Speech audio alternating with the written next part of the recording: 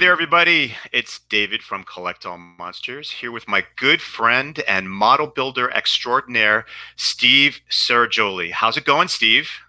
It's going good. How are you doing, David? I'm doing really, really well.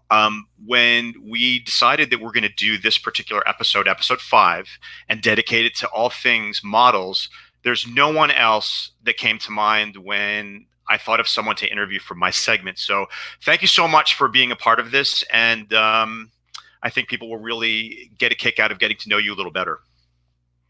Thank you, David. It's such an honor because I'm such a fan of your work as well.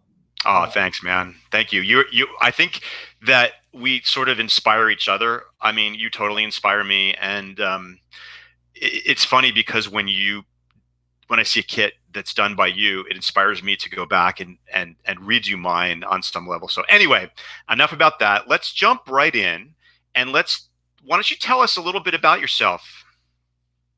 Oh, okay. I'm Steve. I am 50 years old, and I was fortunate enough to kind of grow up in the Bay Area during really the heyday of model kits in the early and mid 80s.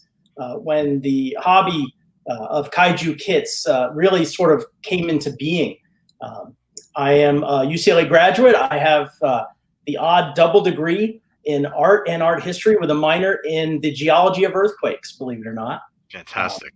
Yes, Fantastic. I'm a retired video game designer for the Sony Corporation. And I work, my normal day job, 9 to 5 in healthcare. So as you might imagine right now, I am working a lot of hours. Yeah.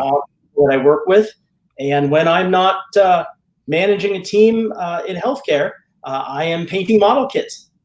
Yes, you are, and I know that I've seen many kits that you've built and painted over the years, and again, like you are one of the best there is out there. So, let's jump into another question. What is the very first Godzilla or kaiju movie that you saw that kind of got you hooked on building monster models? So it's actually two. Okay. King Kong versus Godzilla. And you know what? I'm going to amend that to 3. King Kong versus Godzilla, number 1. War of the Gargantuas, number 2. And Creature from the Black Lagoon, number 3. Excellent. All great choices and all my favorites too. Right? Yeah, that's great. Now, let me expand on that question just a little bit. Did you begin your model building journey with Aurora model kits like I did? We all did. Still have some around here. I mean, that's all you could get in the 70s, right? That's right. That's right. As we know them today didn't exist. So the Aurora Godzilla, with the glow-in-the-dark pieces, the King Kong, the Wolfman, the Creature, and the Rodan and King Ghidorah, as on or off model as they were, that's what we had, and absolutely. Yeah, the Rodan and King Ghidorah were from a later series. Were from the Monsters of the Movie series, which was, I believe, released in the late 70s. So my first memories, I was a little too young for the long boxes, the first releases. Yeah. So basically my sweet spot were the glow-in-the-dark square boxes with the lithographs printed right on the box. So those were my first kits, and I absolutely love them. I'm still mesmerized by the box art. Oh, the art was a fantasy that the contents did not deliver.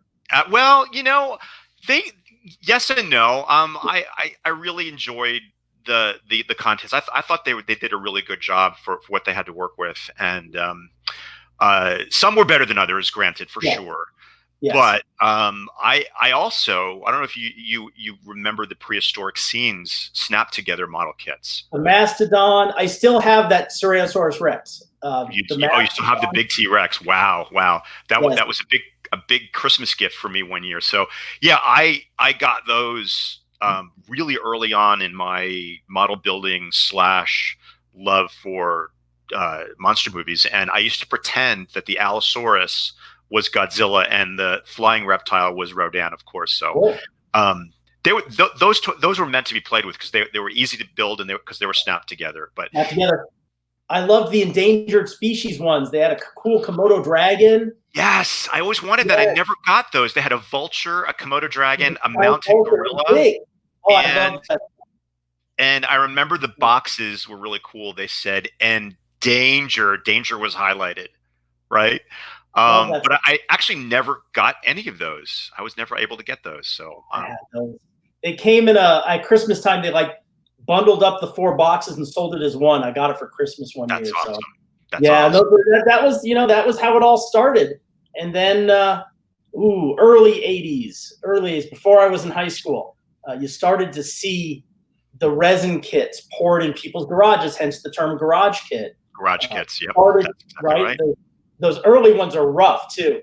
Uh, but Again, some are better than others. But yes, having said that, the detail compared to the Aurora kits and the styrene kits were still like out of this world, and they really, got our juices flowing, as it were, because we had never seen anything like that before. They were hard to get. They were not easy to build, and they were very expensive back then. So I had very few of the early garage kits. It wasn't until Billiken and Kyoto started to come out where they became a little bit affordable, so we could actually buy them. Well, I could actually buy them. The Billikens are probably, it's certainly where I cut my teeth, and probably yourself as well. Absolutely. You could buy a Billiken Ultraman for like $35 back then. Absolutely. I think my very first Billiken kit was a built kit of Red King that I picked up at Chiller Theater Show when it used to be in East Rutherford, New Jersey. And I bought it for $20. It was actually painted red because I guess they thought Red King, you should be red. Yeah. So I stripped him and I repainted him, and now he's one of my favorite pieces. So, and I bought him for $20. So I'll tell you, I remember it like it was yesterday. You're gonna laugh at me. So my first 2 kits were the Billiken Ultraman Type A. Yep. $30, and the Wave / Paradise / Inoue Arts 35 centimeter 62 Godzilla, the one with the really freaky instruction sheet. Yes, we talked about that in our last episode. Actually, the very provocative instruction sheet. You can see it behind me. Actually, it's still there. Wow! And I still have the instructions. My very first Godzilla kit. It has a special place in my heart. And yeah, it was. I remember. God, it was $100. Wow! It was $100, and I remember my father cursing in Italian when I got home with it. But God rest him. He really loved the work I did. He really enjoyed seeing me kind of bring this box full of pieces, to life. God knows I've enjoyed it. But yeah, and that was a big deal back then. There was this. I bought a $100 Godzilla model kit, which I had no idea how to build a vinyl kit at the time. So of course, I had a bunch of seams and gaps, and I didn't heat it up right. But that was where we learned. And I actually feel bad today because there are people coming in the hobby, and I don't know about you, David. I get questions all the time about building tips and tricks. All the time. We were able to learn on the Billiken kits, and then as we got into the late '80s, even early '90s, if you remember, there was a series of kits, Superheroes and Universal Monsters, by a company in LA called Horizon. And those were dirt cheap too. So you could buy a kit and learn to do this stuff and make a mistake, right? It wasn't that big a deal. And hell, if you messed it up, I know I'd go down to the corner shop and buy another one. Nowadays, it's really expensive. You're absolutely right. And, we can talk about this a little bit later, but, vinyl is very forgiving, and there's ways to fix it if you make some errors. I think the worst mistake you can make in a vinyl kit is actually if you cut too much out of the plastic. When you're removing the flash, and we'll talk about that later, if you heat it up too much, cut too deeply into the actual kit, which I know I've definitely done before, and I still do it now if I'm not super careful. So anyway, that's cool. Yeah, garage kits were the thing. They were awesome. And let's talk a little bit about your Holy Grail kit that you're after right now. That's shifting gears a little bit, but sure. I think that'd be pretty. I can only name one? I'm sorry?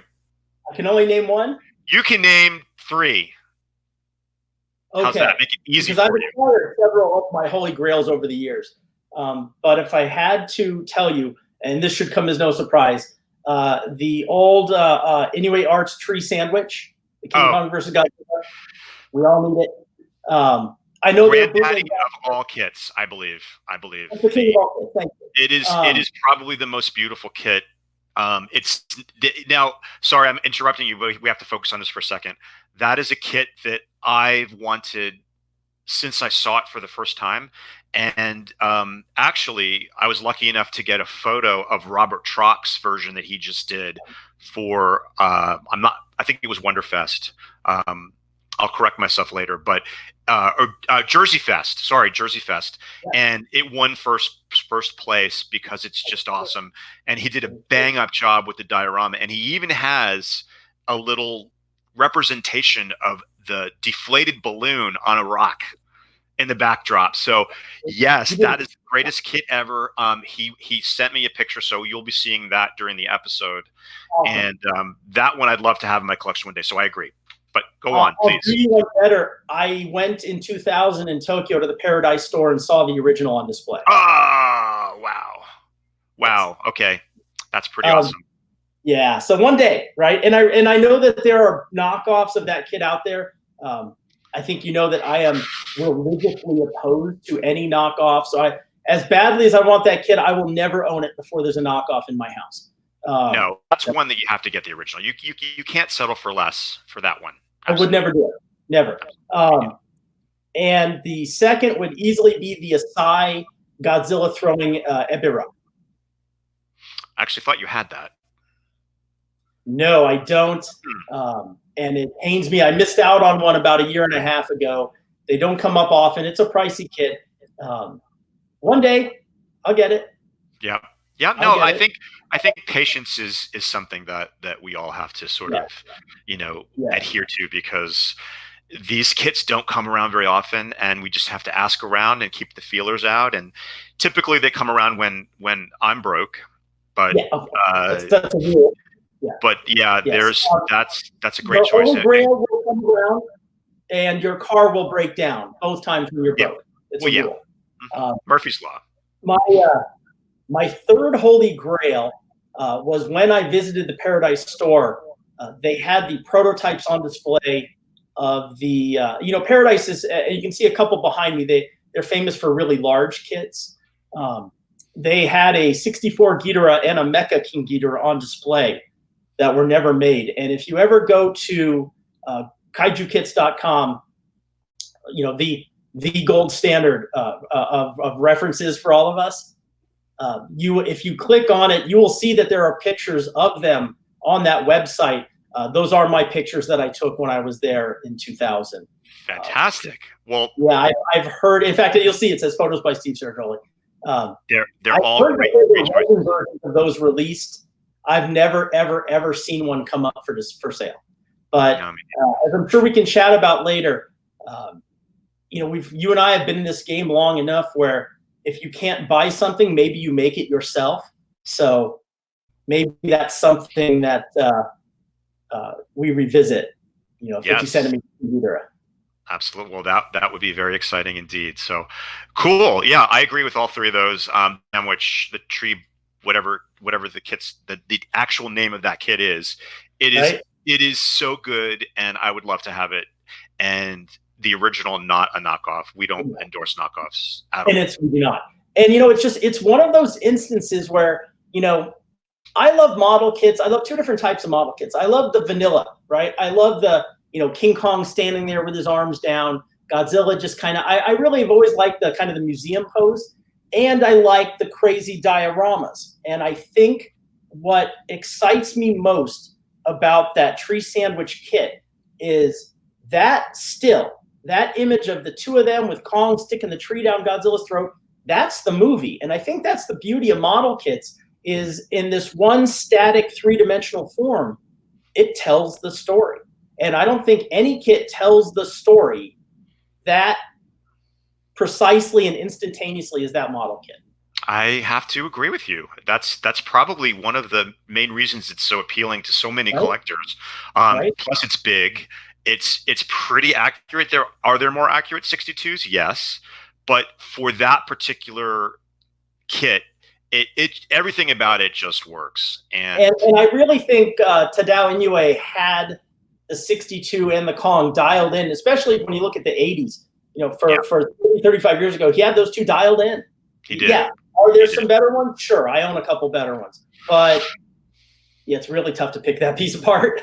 It is. It is. All right. So Steve, let's segue into what model kit companies are your favorites, and do you like to build the best? So I love Asai's stuff. Sakai, Yuji Sakai was always the gold standard, right? I own several Sakais. They're beautiful. Sakai really seems to capture the suits really, really well. It's really a fine line from sculptors to get from, this goofy rubber suit to realism, right? And everyone always kind of shades the needle somewhere in between. Sakai really gets the suit. I love Sakai stuff. Atsushi Asai's sculpts, to me, are the definitive versions of many of these characters, right? Now explain, give example of one of the size kits that you're referencing. Be happy to. So, I love the 62 Godzilla.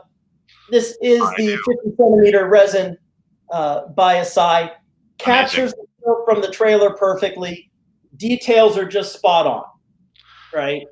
So, the faint you of think heart that's from the trailer? You think that's from the trailer? I see the NATO base scene in that where he's twisting. There's that shot in the trailer where he turns around. He just goes whoosh.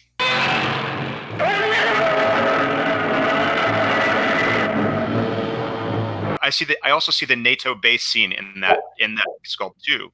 And there's a Paradise NATO base kit that's really close to it. I'm going to disagree with you for a second there, Steve, because I think that Sakai takes his sculpts to a level where he improves on the suit slightly. It's not necessarily I'm not talking about every single kit, but the majority of his kits, he injects a little bit of what he would do if he were designing that suit. It's still pretty accurate, but there's always that little bit that isn't exactly like he necessarily add like the air holes for Nakama. Sure. He doesn't do some of the unflattering folds, like some of the. But I would say it depends on the kit. I think it depends on the kit. Yeah. But mostly, I'd say he sort of makes it what he wanted it to be, like if it were his perfect suit. That's true. Some of the other model kit builders do it like even like I'm gonna even say Billiken. Like Billiken, the sculpts aren't quite as dynamic. They're more of like as you mentioned, a museum pose. However, they do include the unflattering folds of the rubber, and they actually include the holes for breathing. So that's an interesting thing. But we can't really dwell on this because we have a lot more to cover. I want to get people to. That's great. There it is. Sakai 62 is pretty dead on, and he does have the unflattering flat pieces where they didn't do the texture. I know a lot of people are like, "Why is it flat?" Well, that's exactly why, because it wasn't done on the suit. I think you're right. I would definitely agree with the earlier ones, David. Yeah, the earlier ones and a lot of his 20-centimeter Sakai, this Sakai 20-centimeter Godzilla series, they're all slightly, I don't want to say stylized, but they're not super suit accurate. They're realized. They're super realized. That's a good one. They're realized. They're not so. All right. And I think that's why I like the Asai stuff so much, is because they really do look like the suits to me. They do. So who else? What other model companies? Not necessarily sculptors, but so lately, and those are two of my absolute favorites to build. The castings, just from a technical standpoint, the castings are phenomenal and clean. They're just like gem quality, right? We've all built horrible casting kits. Unfortunately, I love Deimos, but Deimos has some casting issues in the last couple of years. But I do love his Kongs. I gotta say, I've had the chance this past year and a half, to build some Tease Facto stuff. I like Tease Facto. Yeah, wow. Yeah, those and frankly, I don't get a chance to do them often enough. But MM28, Here's the That's odd my thing. favorite. MM28 stuff comes My out of the favorite. box really kind of greasy. There's a lot of mold release agent still on the resin. Once you wash that off, damn, those are amazing. And I'm really disappointed myself that I do not own an MM28. Okay, now I'm glad you mentioned them because they are my all-time favorite resin garage kit that I own. And I was just talking about this morning with John Bumpus because X Plus just announced a new Rodan figure, and I'm like, it's nice. However, I think, the very best 56 Rodan ever made, ever represented in it, and it is the Monster Maker 28 56 Rodan, the 38 centimeter, and it is absolutely so good and so perfect. And Rodan sometimes, like, I like that you use the museum pose, because sometimes Rodan has crazy things going on with his wings. Yes. And top heavy and all this kind of thing. This is he's straight on, his head slightly turned, and it just represents the suit, the ferocity. And I'll tell you what, my next question, I'm going to answer it first, and then I'm going to pose it to you. That was one of the most difficult kits I've ever built. Not because there were so many pieces, and not because it was difficult to put the pieces, in place. The wings, being resin, you cannot manipulate them to. You have to be super careful when you manipulate them. And I used a lot of filler, Dremel, and sanding, and I was doing it very carefully because I was so terrified I was going to break those wings. Sure. And I think that I'm pretty happy with the result, but I don't think I was ever so careful or so nervous, because that kit, being big and expensive, it's super hard to find. And I don't know if I'd ever find another one. You never see those around. And to back you up a sec, David, that new Rodan, I'm not convinced that's not a size. I don't think it is a size. I think it's a Kaiju Freaks in a different position, because it was released on top of the department store. To me, that's the Rodan, the one that's on that building. Yeah, but it's coming off the building, right? Maybe that'll be the Wicked. That's the Asai. I'm almost positive. I was thinking that is taken from the Asai sculpt. So we may be wrong, but I don't think we are. I think it is. And that kit was released. That's another super limited kit, and I'm super expensive and super heavy because you have the whole department store there too. But I still prefer the Monster Maker 28 because of the sheer scale of it and the museum pose. No, you can't pick it apart. That's perfect. There's absolutely nothing. Their Mecha Godzilla 74 is perfect. Yep. They're perfection. Right. Yeah. And they did the quintessential 64B kit, as far as I'm concerned, too. Yes, they did. Monster Maker 28. So, what is the most difficult kit that you have ever built? So there's a couple, and I guess I've been doing this long enough to where I don't want to say I'm bored, but I love the challenge, right? So I would say that the Asai 62 Godzilla I just showed you is one of the most difficult because it's 23 pounds of solid resin. Wow. And Dremel will not do it. I had to take it to a friend's machine shop, and it's held together with 3-inch, quarter-inch thick case-hardened steel pins. Otherwise, there's no way that stays together. That was a tough. That was a challenge. The good old Kyoto 80th scale, 89 big guy. Which you have done several. I have done several. I have one on my bench right now for Mr. Rich Iso. And then I have one more in my garage for the lovely Miss Christine Chapin. And then I'm retiring from that kit. I've done it. That'll be my 6th. And wow, 6. 6, yeah. Rich is number 5. It's just one of those things where they never meant to build vinyl kits that big, right? And it just will collapse under its own weight. So I have to build an internal. I build. Everyone does a little different, right? I build an internal wooden structure with expanding foam, a little bit of plaster in the feet, because at the ankles, if you ever notice that kit, one ankle is really like bent. So again, if you let it, it will come forward because there's a lot of weight over that pivot point. And the tail, the tail comes down and then goes up for like 5-6 more feet. So yeah, that one's a challenge. I'm very happy to say that of all the ones I built, none have ever had a sag issue or a deformation. That one's a real challenge. And this is going to sound funny, but the resin King Ghidorahs are always a challenge because you have to drill those wings and don't make a mistake, right? I can imagine. I've yet to do one of those. Yeah, you should. And if you look behind me, there it is. The Big Slam by Sakai, right there. He is absolutely a challenge to drill correctly. And the one next to it, one of my all-time favorite kits, the Kong throwing Godzilla by the tail, right? The Big Swing. That one in vinyl is another one. So, again, to kind of look back at the history, most of the kits that we know and love were originally made in resin. And that's right. A good example of a kit that was intended to be in resin. You drill it, you pin it, you're golden, right? Well, everyone knows the vinyl. It's been reissued several times, so it's a pricey kit, but it's easy to obtain if you look for it. One of my all-time favorites.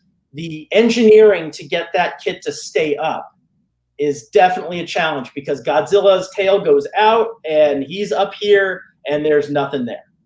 So yeah, that's another one that I've never actually built. Oh, I can't wait for you to do it. No, I think I'm going to pass on that one. I'm going to leave that one.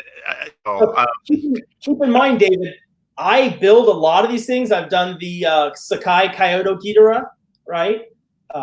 I've done, the 89 Godzilla in the water against Biollante with all the tendrils. I have to ship all these things around the country.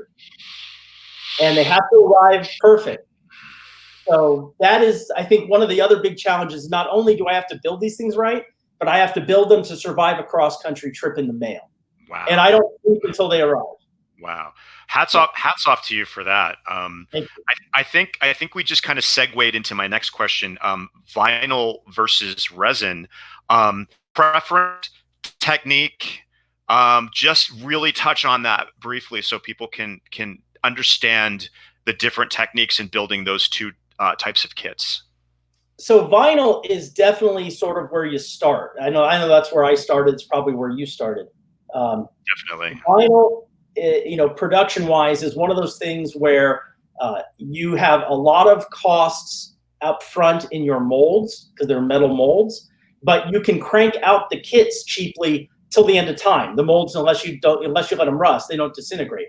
Resin, where you have these rubber molds, right? You have a relatively low expense up front, but the resin's expensive. So your kits per casting are more money. But with resin, you get a much sharper detail. You get the pointy little teeth, right? And it's a solid piece. So when resin cures, it's a two-part epoxy. It gives off a chemical reaction and it creates a lot of heat. Heat draws the oils out of the rubber molds. So back in the day, you'd get 30, 40 pulls out of a mold and the mold was shot. Nowadays, we've been able to extend the rubber a lot better, get 50, 60, 70 pulls, but near the end, and I'm sure, David, you may have seen plenty of resin kits in your time where you get little tiny bits of blue or green rubber in between Godzilla's, skin texture. That's a mold that came with it. Ah, interesting. So the next guy in line doesn't have that detail because that piece is gone, right? Right. But with vinyl, vinyl is very reactive to heat, to temperature and pressure. So you get out your basic hair dryer, you heat up the vinyl, a little bit of crazy glue, you mash the pieces together, boom, you've got a great fit, you're good to go. You may want to fill a little plaster in the legs for stability, but some people use resin. I've seen all kinds of techniques. Vinyl has a place near and dear to us, and as X Plus has really exploded onto the scene and has become kind of the premier Godzilla collectible, people have really rediscovered vinyl. There was a period of time where everyone went resin and vinyl faded away. And now vinyl's back. I think I'm involved in the creation production of some vinyl kits, and it's really expensive, right? But people love the vinyl. And those of us and my partners who grew up like yourself doing this, we really have an affinity towards it. So we're kind of trying to keep that alive. And there's a lot of people, I'm not afraid to say this, who are really afraid to pick something up and drop it. You drop a vinyl, you're pretty much okay. You drop a resin, I'd and be one your of day those. is over. Your week is over. And That's and a also fair thing. It's a real thing. and also I can mention in the building process, when you're building a vinyl kit, if you make a mistake and you adhere the two pieces together, you can pretty much use your X-Acto knife and cut right on the same place where you initially glued it. But if you don't line up that resin piece, especially the mouth parts, I can't stand when the mouth is crooked or the teeth. Right? You you have to get everything exactly in the right spot the very first time, because there's really no turning back unless you actually break the resin, and then you're in for a whole world So of hurts and pain. resin Um, cracks, right? Resin and cracks, vinyl flares. that's right. So That's right. if you heat it But up real hot, get out that new knife. You can fix a mistake. You find the differences with vinyl. You heat it up, you test fit, you go. you With go. resin, you test fit, you sand, you putty, you machine, you drill, you test fit, you sand, right? Because you have that one shot. You got the one shot, and also if you, I have a tip too, because sometimes the chemicals on the resin, even though you've washed them, which everyone should do when they get a resin kit and a vinyl kit for that Yeah. matter. So just soap and water, liquid detergent works great Yeah. with a toothbrush. Yep, Palm let it dry overnight.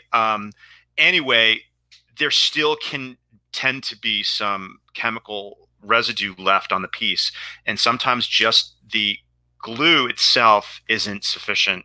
So I always recommend a bond accelerator like a Zap-A-Gap kind of a product. And what I do, I don't really, the spray one is very hard to control. So what I do is I take the top off and I take a paintbrush and I dip it in, and I put the glue on the one side, and I just do a very thin paint on the other side, stick it together. It bonds instantly in like 3 seconds, and it's on there. It's totally on there. The only thing is don't use too much, because it can discolor the resin. That doesn't really matter to me because I'm going to paint over it anyway.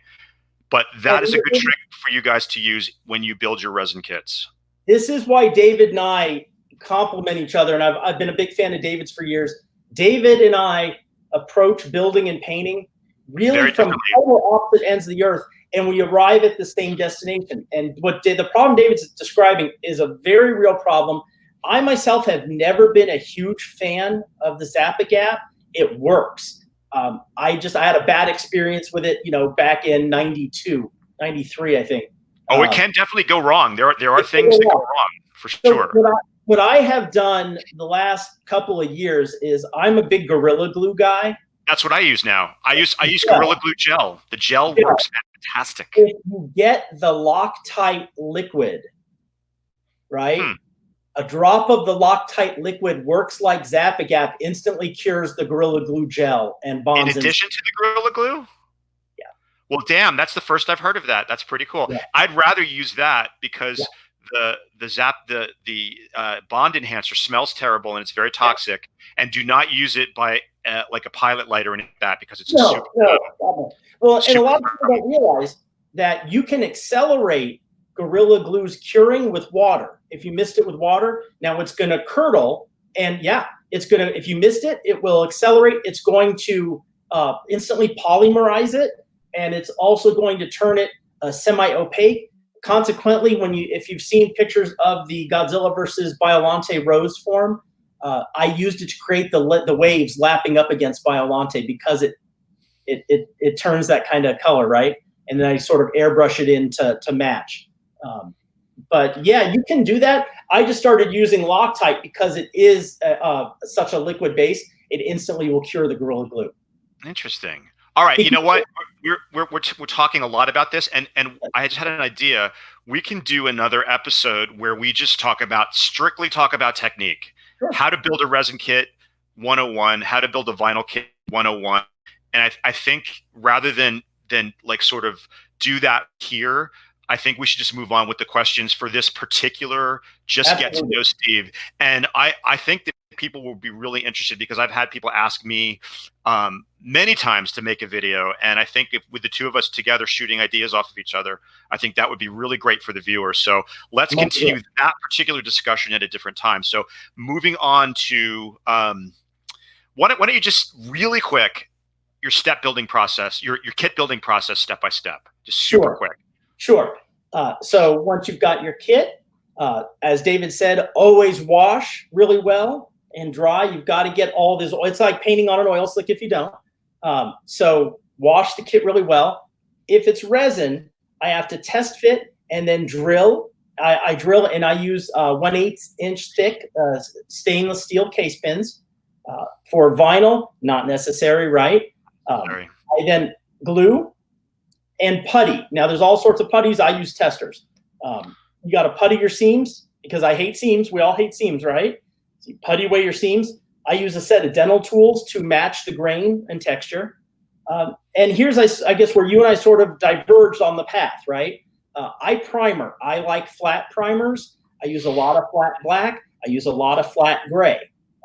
From there, I start with the darker colors and then start to build. I'm one of the weird builders. So, and David, you may or may not agree with me. I really believe in having a process. So I work out for weeks ahead before I sit down in my head, every single paint layer and every single process, starting dark to light, then back to shadow. Okay. So I use anywhere from 8 to 20 different layers in my skin tones, playing with natural light, right? The larger your kit, the darker palette you can use. If you use a darker palette on a smaller scale kit, you don't have enough overhang and mass to create natural shadow and light.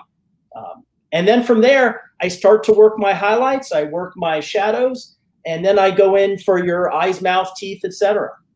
That's sort of my process. The thing is, at the end, you know, one of the hardest parts of building a model kit is knowing when you're finished, right? Oh, yes.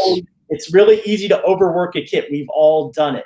So to me, and again, I'm kind of sick in the head, right? So I have an image in my head of what the kit looks like, down to fine details, 3-dimensionally in my head. And I struggle with myself, and I lose sleep. I think about it at work. I think about it when I'm eating, until I have that out of my head and in front of me. So that's when I know it's finished, right? And it has to look like a cohesive single piece. By nature, we are taking, right, by our hobby, we are taking a bunch of pieces, trying to mash them together and make them look like one thing. So, you know, it's important to me that I have a cohesive vision. And this is also going to get a little in the weeds, but I always have a focal point. I try to lead the eye around the kit to end up at the most interesting point. So I think it's important that you have a defined specific point. Might be the eyes, might be the mouth, depends. But I always try to lead the eye to one interesting point, and that to me is what entertains. It depends on the pose. Yeah, that's. I mean, I guess I do it intuitively. I don't really think about it. I know you do. But now that's probably the more logical way to go about building a kit. Now, the way I go about building a kit differs slightly or vastly, depending on how you look at it. Of course, we always open the kit, make sure all the pieces are there, look at the instructions. Sometimes when they're in Japanese, they're cryptic. You don't understand them anyway, so whatever. If it's vinyl, make sure I know what parts of the flash need to be cut out, because I've made a mistake where I've cut out pieces that weren't flash. Have you done that before? I think we've all done it, especially with parts of Godzilla's tail. It's like, wait, where's the mushroom that plugs in? Exactly. So let me backtrack. Flash is the material that is on a vinyl kit that you have to cut away. That comes out of the mold. It comes out of the mold as well as the actual kit. If I can expand for a second, David, molten vinyl is poured into the mold, and the mold is spun. So the excess from the pour spout is your flash. Is your flash. Yes. Sometimes it's helpful to leave a portion of the flash if it's like a Billiken kit, that you can heat it up and stick it in there, because it goes in better, and it you know, you don't have to glue it. But anyway, wash the kit, let it dry overnight, then cut the flash if it's a vinyl. Then I assemble the kit. Actually, no, that's not true. Before I assemble the kit, I decide what color I'm going to use for the base color. Now, I don't go dark, I don't go light, I go right in the middle because I go back in and I add my dark points and my light and my highlights, my shadows and my highlights. I do that afterwards, but I always start with a medium base coat and I go in either direction. Then what I do is usually the head is separate. Usually the head isn't attached to the body. It's usually separate. And if it's a Godzilla specifically, I will take the base coat and I'll paint the head. Because to me, the most difficult part of building a kit is getting the eyes right. I stress, just like you said, I lose sleep. I stress about the eyes because if you screw up the eyes are the window to the soul. You could have the most amazing bang up build up, and if you effed up the eyes, the kit is worthless. And how many times did we build kits and have an amazing paint job, and you save the eyes till the end? Yep. And they just. But I don't save it till the end. I get it over with. That's one of the first things I do. And once I have the eyes in place, I do the mouth. And then usually the mouth has different components, a tongue, an upper jaw, lower jaw. I paint that before I put it in there. Then I put that together and the head is done. I put it aside. Okay. Then I assemble the rest of the kit. I do a base coat on the whole kit. Then I put the head on. Then I go back in and I start to do the dark shadows. Okay. Under the arms, in the folds, anywhere where usually I don't have a specific light source. Usually it's just overhead light that I'm imagining as most of us do. All the dark points. Then I go back in and I do some highlights. Now this isn't dry brushing yet. This is just highlights, like lighter. And then in this process, you sometimes have to adjust. You have to go back to the base coat if you've gone too far either way. You could sort of bring it back to neutral, if this is making any sense to you. It does. You know, again, this is what I love because you and I do it so differently. Yeah, and then I'm on to the claws and the dorsal plates. And usually, I like to use part of my base coat in the color that I use for the claws and the dorsal plates. Okay. It can be a little, it can be a lot. Usually there's more on the claws and the feet and the hands and the feet, but I use a tiny bit in there so there's continuity. Yeah. Now, just like you said, Steve, when I paint Godzilla, for example, it's not just gray. There's white, there's blue, there's red, there's tan, there's Payne's gray. There's about maybe 6 or 7 different colors that I use. It doesn't come out of the car. And brown is a super important component because Godzilla is like dirty and he's in the, having his battles and everything. There's a lot of brown and dust and things. So almost everything but green. Yeah, I don't. It depends on the kit, but the only kit that I use green for is the 62. There's a little tinge of green in there because in some of the scenes there's green, like an army green. It's like blue green. Yeah. Yeah. So then once that's done, I look at it, tweak more of the highlights, lowlights, and then I do just the tiniest bit of dry brushing. I think that some model builders tend to over dry brush, which is fine. It actually looks good. However, I want my kits to look more movie realistic. I want it to look more like the suit than to look like a model kit of the suit. And to me, that is the factor that takes it from, wow, that looks like it just walked off the screen, to, wow, that's a really great model kit of the 62. Dry brushing is a tool like any other. It is, and people tend to overuse it. Use it as needed, but overusing it, and everyone overuses it, pulls you out of the fantasy. You've seen my kits. I tend to be more on the subtle side. I err on the side of subtlety. And then the last thing that I do before I call it finished, I used to, if I sometimes make a mistake and I use a acrylic paint that has too much gloss in it, I will spray a dull coat on there. I typically don't do that because typically I choose the right kind of acrylics that are dull to begin with. But what I do is there's a product called Micro Flat. And you would think I would use Micro Gloss, but I use Micro Flat. And it's a water-based material. And I use that to paint the eyes and inside of the mouth, and sometimes the claws. It depends on the scene or the figure, and it sort of just like gives that a little bit of a pop. And even sometimes I've used it on the dorsal plates, but not all the time. But microgloss, the little container, it's super cheap. You can buy it online, and that's the very last thing that I do for my kits before I call them finished. And that's it. It's funny, That's our difference. Micro Flat actually has a slight gloss to it. It's It like does. right. It's like perfect for gums and teeth. Yep. I use the micro gloss for the eyes, but you're right. I hit the nails, and I hit sometimes if I'm feeling saucy, I'll hit the tongue with some micro gloss. But right, the teeth are semi-flat. Yeah, it's and it's water soluble. I find 2 or 3 coats of the micro gloss on the eyes.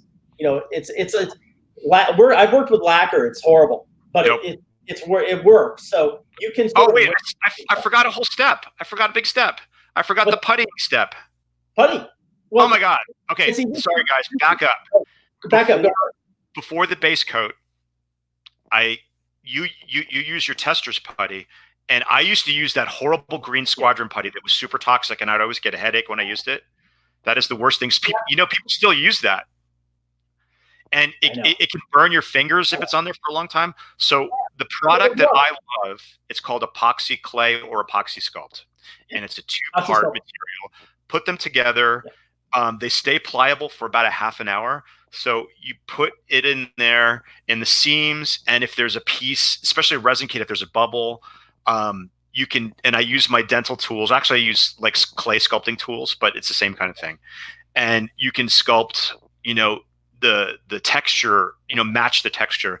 And sometimes I have all these expensive sculpting tools. I just use a regular toothpick, and that does the job better sometimes. So who knows? And, we're doing. I'm sorry. No, I was going to say that component is really important too, because you don't want to see any gaps, you don't want to see any seams. You want to match up the texture of the skin if there is a piece that's missing. But and you let that the epoxy sculpt or epoxy clay dries in 3 hours. So typically in 3 hours, you can go back in and keep working on the kit in a single day if you're ambitious. So that is a hugely important component. And the good thing about it is water-based. You can clean it very well. You can use your hands. You don't need to use gloves. You can actually work it even when it's hardened. You can still work on it a little bit. But it's the greatest thing ever. And when I discovered that, I was just like, it was a whole new world for me. And I use that on my repairs and upgrades and modifications of X Plus figures too, which that's a whole other story.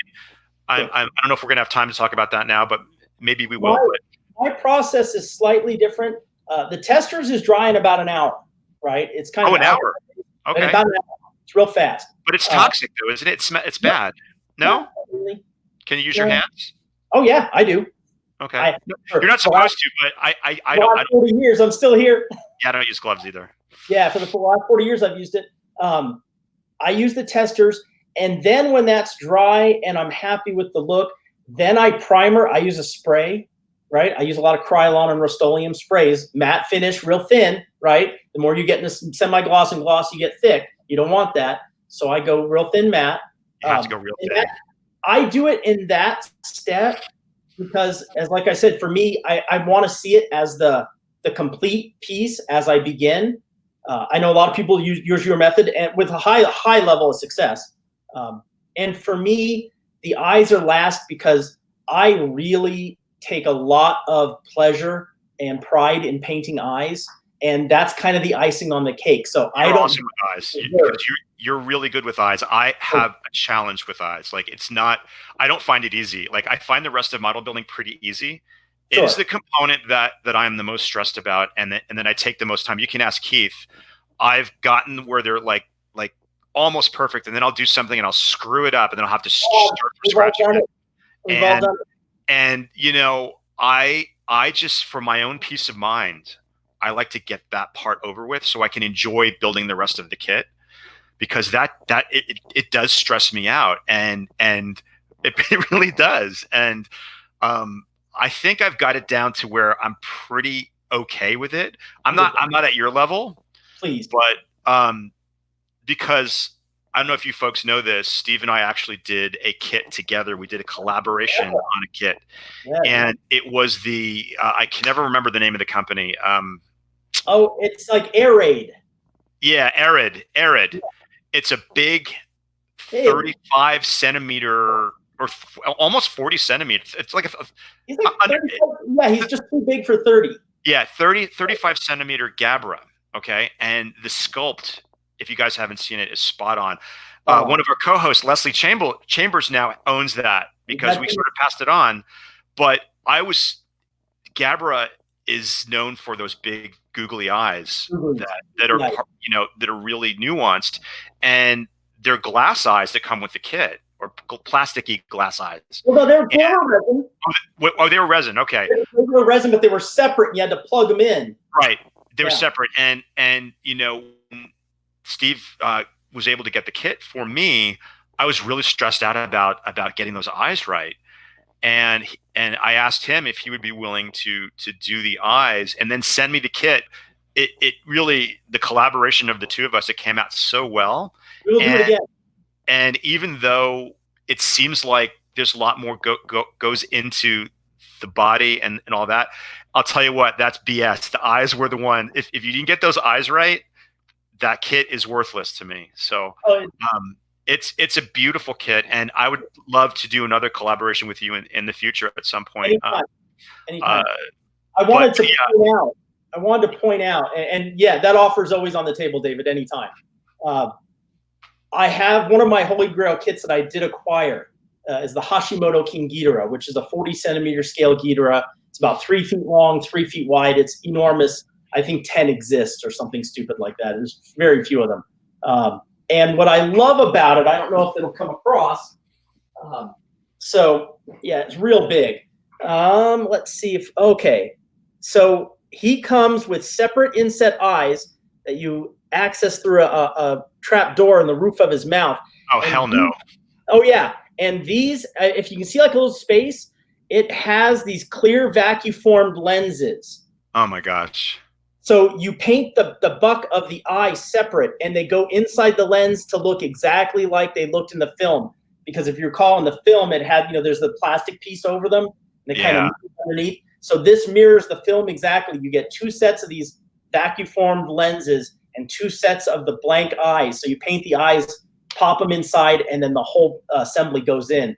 And it's like, that's the film, right? That's the way it looked in the movie. So this is one of the kits that when I retire, I will be doing for myself. That's part of the thing, as much as I love doing it, people have asked me to paint so many kits that I'm just assembling, or kind of amassing kits for my retirement that I hope to build one day, frankly. I'm backed up with my own kits too. When the Kongs came out a year or two ago, I think I did 9 Kongs in total. I forgot how many. Not including my own. This is the original paint master for the box. That's awesome. That's so awesome. Yeah, that's been I tell you, that's been a really rewarding. And this was the last one. I'm using your good old vinyl, right? This has been a really rewarding process getting to help. Beto is such a talented sculptor, and he's an amazing designer. Working with him, and I don't think it's any mystery. We've been working on a Mechanicon project, which we're going to unveil soon. Yeah, let's end this chat, Steve, with talking about what you're working on currently, a figure that you're after, and what project are you working on these days? So as I said, I'm currently working on the '89 Kyoto big guy Godzilla. I am also working on, although he has no paint, but I'm working on the giant Asai 62. Oh man, fantastic! Hurts to hold because I can imagine. And, like I said, Billiken Mechanicon. I'm always working on anywhere from 5 to 6 kits at a time, but those are the ones really getting my attention right now. And on the sort of production side, I've been working with Beto Metalli probably 5 days a week, and we're getting near the end of a '67 King Kong versus Mechanicon vinyl kit, 30 centimeter vinyl kit set that should be available soon. Wow, that's super exciting. Do you want to show everybody the older Kong kit so they can have a reference to see what they're talking Absolutely. about? So this is the paint master for the 62. Wow, that's And great. this is actually a resin cast. This is the first cast out of the mold, and this is what we photographed for the box. So it's a little bigger, but here's what the vinyl looks like. And these are comparable to X Plus, in quality and scale. We've really tried to make things that we love. Some we've really tried and actually are looking to license in the future. As you know, there are issues licensing King Kong that no one claims to own it. It's a nightmare. Have met with Toho over it. They're big fans, by the way, so that's always means a lot. Mechanicon as well. You don't see kits of those two. No, you don't. Not hardly at all. Yeah, for that reason. But we are looking at some licensed pieces coming down the line that I think fans who like gigantic scale things would be excited about. Wow, I'm looking forward to hearing more about that in the future. And Yeah. I just want to take this opportunity to say thank you so much to Steve for doing this for us for our model show. Hopefully, we can do a more in-depth show about how to build resin model kits and vinyl model kits in the future. So would you be willing to do that? David, when it comes to you and Kyle and everyone, I am like the godfather on his daughter's wedding day. I can refuse you no favor. Oh, that's awesome. Thank you so much. Take care. And I hope you guys enjoyed getting to know Steve a little bit more. Cheers. Thank you. Stay safe. Take care, everyone.